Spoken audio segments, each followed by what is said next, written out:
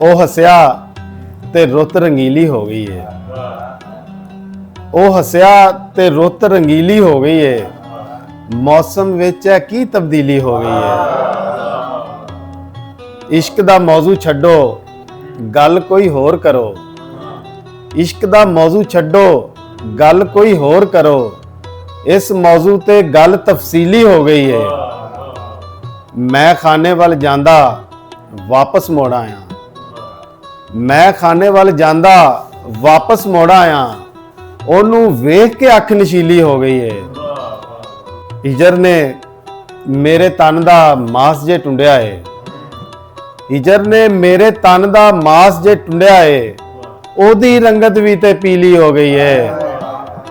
ਦਿਲ ਨੂੰ ਤੋੜਨ ਵਾਲਾ ਫਾਂਸੀ ਲੱਗੇਗਾ। ਦਿਲ ਨੂੰ ਤੋੜਨ ਵਾਲਾ ਫਾਂਸੀ ਲੱਗੇਗਾ। ਪਿਆਰ ਦੇ ਆਇਨ ਵਿੱਚ ਤਬਦੀਲੀ ਹੋ ਗਈ ਏ।